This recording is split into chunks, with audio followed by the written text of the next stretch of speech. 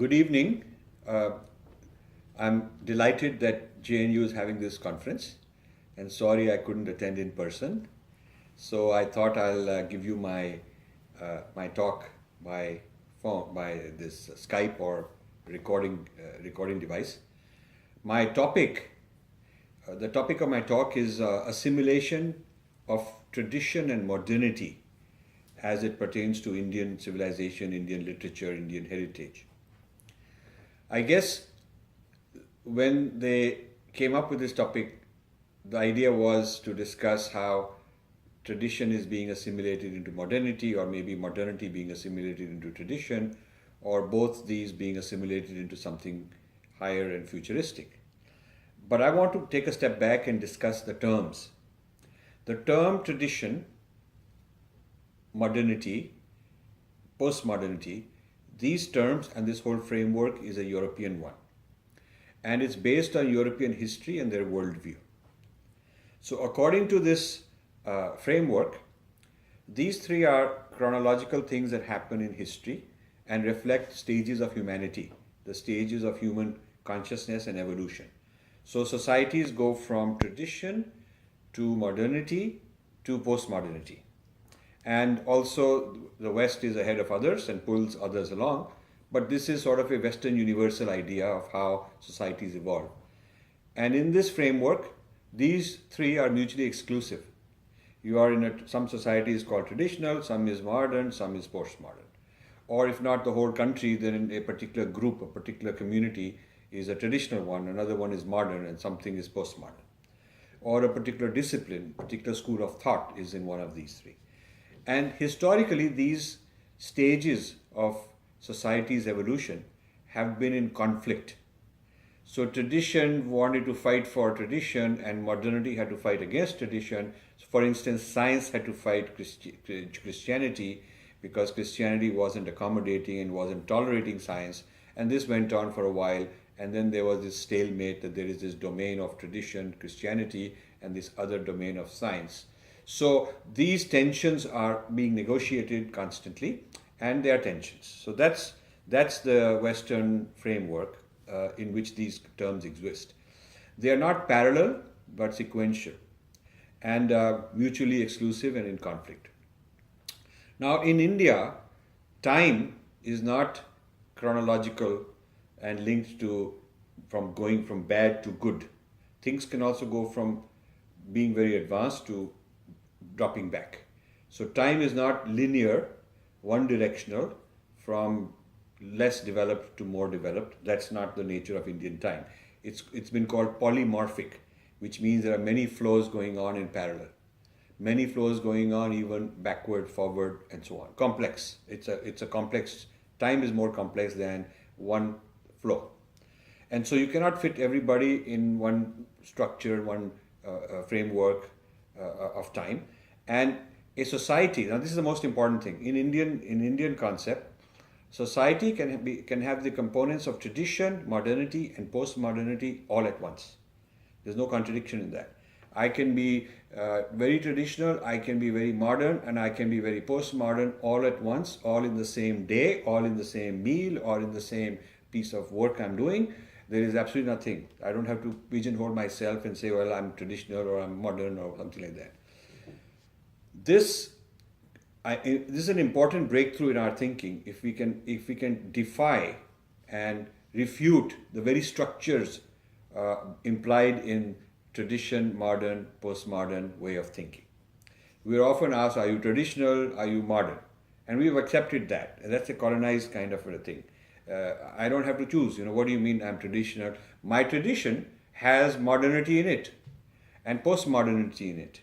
So this is something people should appreciate.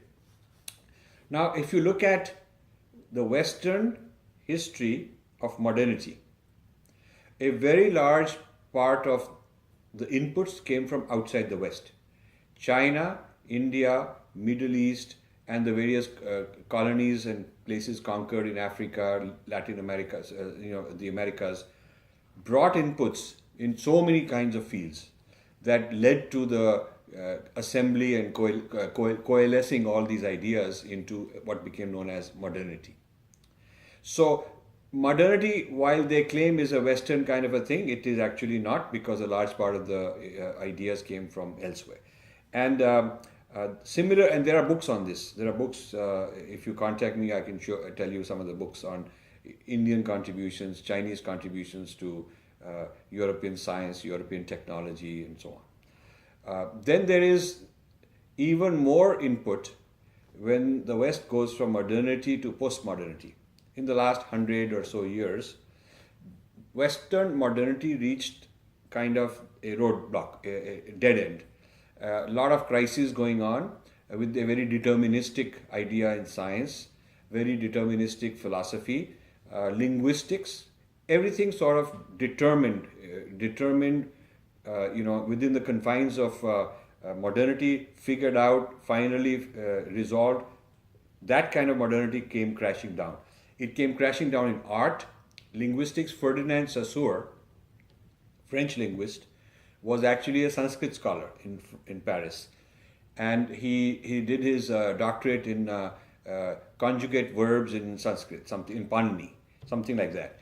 And his class notes on the philosophy of language in Panini, philosophy of language Panini, got published after his death posthumously by his students, without acknowledging that this was actually Sanskrit grammar he was teaching, and they gave it the name structuralism. That became the Bible, the beginnings of the Western idea of structuralism, and this was one of the major, one of the major milestones in the evolution of post-structuralism, which then became postmodernism. So not only this kind of input from linguistics, but art, a lot of postmodern art that kind of had influence from India, and this is also quite well documented. A lot of postmodernism owes itself to Vedanta. Books have been written on postmodernism and Vedanta and Buddhism, Madhyamika Buddhism in particular. So you can deconstruct the Western idea of tradition, modernity, and postmodernity, question and challenge to what extent it's really Western and to what extent there are inputs from other places.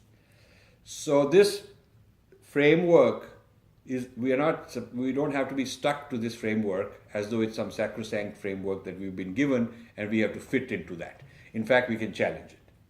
Now, I've been involved in a project, and I need to publish more of that, where I'm documenting the Indian contributions to Western modernity and Western postmodernity. That's a kind of a rewriting of history, because the history of India is not only within Indian geographical boundaries, but also contributions to the rest of the world, including the Western modernity and postmodernity contributions by India.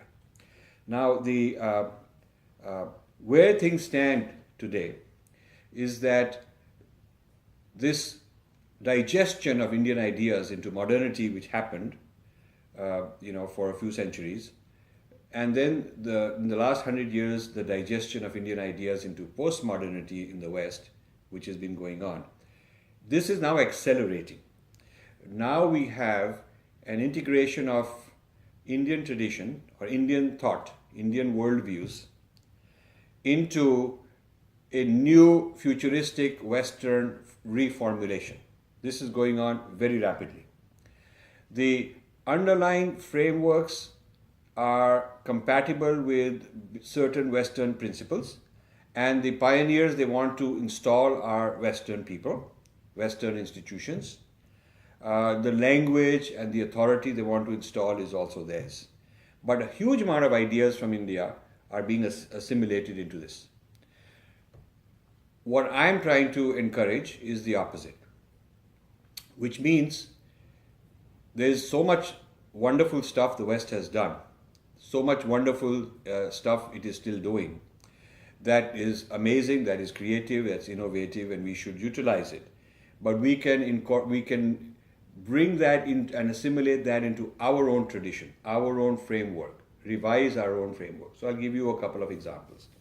One is, sitting right with you is Professor Girish Jha at JNU, and his collaborator in the US is Balram Singh, both are dear friends of mine for a long time.